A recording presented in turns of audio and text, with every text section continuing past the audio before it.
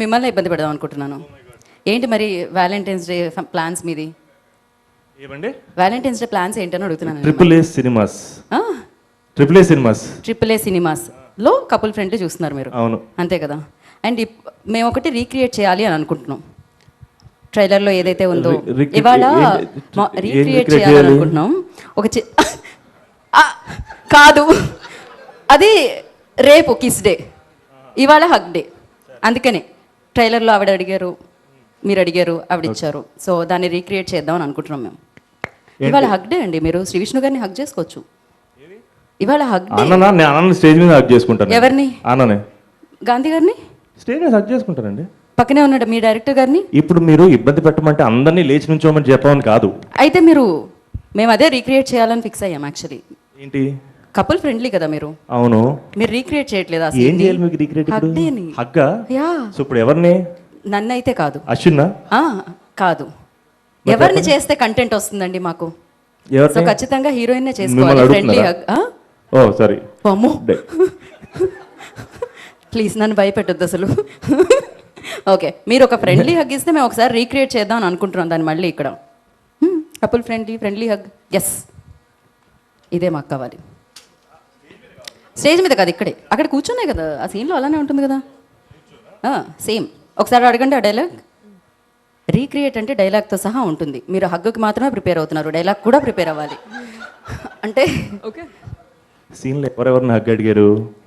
Scene చూడలే కదా మీరు? చూసాను. ఎరకాల నుంచి టిప్స్ ఇచ్చారు కదా వాళ్ళు. Yeah okay. బట్టి ఇచ్చారు కదా? లేదు, అలాంటి అసలు బట్టే బ్యాచ్ కాదు నేను. రెడీ అండి. ఒక హగ్ ఇస్తావా?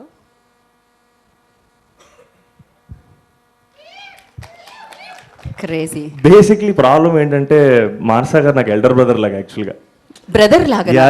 ఆవిడ నేను నాకు మా అజయన్ ఎంతో, మానసా గారు కూడా అంతే. యాక్చువల్గా ఆల్మోస్ట్ చేయబట్టుకుని స్కూల్ తీసుకెళ్ళడం ఇలాంటివన్నీ కూడా ఆల్మోస్ట్ చేసి ఉంటాను నాకు తెలిసి ఎక్కడో. ఎంత పెద్ద బాధ్యత ఇది. Okay, bros. మీ ఇద్దరు బ్రోస్, క్రేజీ. అండ్ మీరు ట్రైలర్లోంచి యాంకర్ని కూడా పెట్టుకోకుండా ప్రశాంతంగా కథలు చెప్పారు. అంటే నేను కూడా ఒక కథ చెప్దాం అనుకుంటున్నా. వర్షం పడినప్పుడే వాళ్ళు కలుస్తూ ఉంటారు, కలిసినప్పుడే పాటలు ప్లే అవుతూ ఉంటాయి. అందులో ఒక పాట చాలా ఫేమస్, మెల్లగా. అలానే గుర్తుండిపోయే ప్రేమ కథ మీది కూడా అని చెప్పారు. సో మీ ప్రేమ కథ గురించి ఒక ముక్కలో చెప్పాలంటే ఏం చెప్తారు? మా ప్రేమ కథ గురించా? శివ అండ్ మిత్ర ప్రేమ కథ గురించి. మీ ప్రేమ కథ నాకు తెలియదు, చెప్పాలంటే చెప్పండి, పర్వాలేదు. మాకు అన్ని పర్సనల్సే కావాలి. మేము అస్సలు ప్రొఫెషనలిజాన్ని నమ్మట్లేదు ఈ మధ్యకాలంలో. We want content. కొంచెం గ్యాప్ ఇస్తే. ఇచ్చా, లిటిల్ బిట్ గ్యాప్, స్పేస్ కూడా. శివ అండ్ మిత్ర లవ్ స్టోరీయా? #moments and memories with మిత్ర.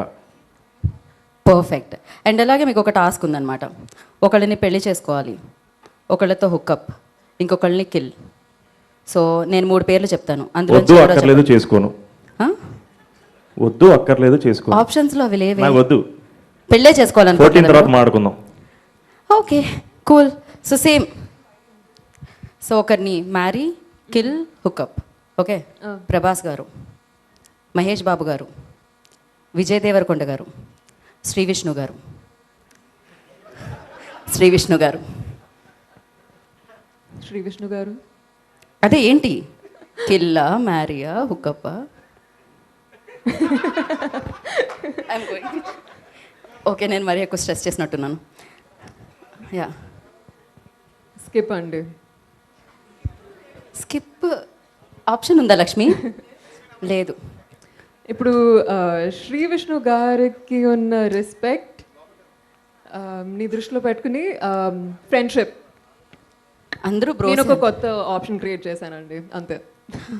ఇలాంటి ఆన్సర్ అద్భుతంగా ఉంది కాబట్టి నేను ఇంకా నుంచి మాట్లాడాలనుకోవట్లేదు. శ్రీ విష్ణు గారు, మీది కూడా ప్రేమ పెళ్ళి.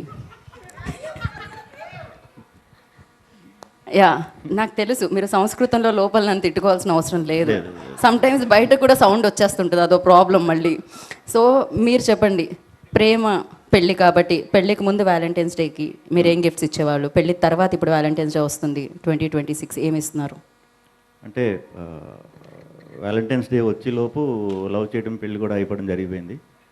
సో మీరు సినిమాలు చేయడంలోనే ఫాస్ట్ అనుకున్నాను, లవ్ చేయడంలో, పెళ్లి చేసుకోవడంలో కూడా ఫాస్ట్ అని ఇప్పుడే తెలిసింది. అన్నీ ఫాస్టే.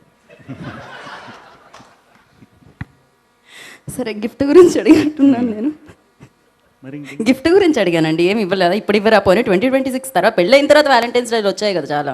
చాలా వచ్చేయాలండి. అంటే ఇప్పుడు వ్యాలంటైన్స్ డే అంటే చాలా ఓపెన్గా ఇదంతా మనం చెప్పేసుకుంటున్నాం. అప్పుడు వ్యాలంటైన్స్ డే అంటే మనకి ఎక్కువ గుర్తొచ్చేది బయట తిరిగితే పెళ్లి చేసేస్తారు, బ్యాచ్లు అవి ఇవి. సో చెప్పకూడదా? నాకు తెలీదు. అంటే అప్పుడు మరి కొంచెం వ్యాలంటైన్స్ డే రోజు మాత్రం బయటకు వచ్చేవాడు కదా నేను. సో ఫ్రీగా పెళ్లి చేసుకోవాలని మీకు లేకుండే, అందుకనే మీరు గ్రాండ్గా పెళ్లి చేసుకున్నారు. Thank you so much. ఇంకొకటి నాకు తెలిసి ఏం జరుగుతుంది. మీరేం చేసేవారు చెప్పండి. నేను కూడా ఎప్పుడైనా అలానే బయటకు వెళ్తే మళ్ళీ అనవసరంగా మ్యారీడ్ అని రాసుకోవాల్సి వస్తుందేమో అని వెళ్ళలేదా? ప్రస్తుతానికి వెళ్ళట్లేదు. థ్యాంక్ యూ సో మచ్ అండి.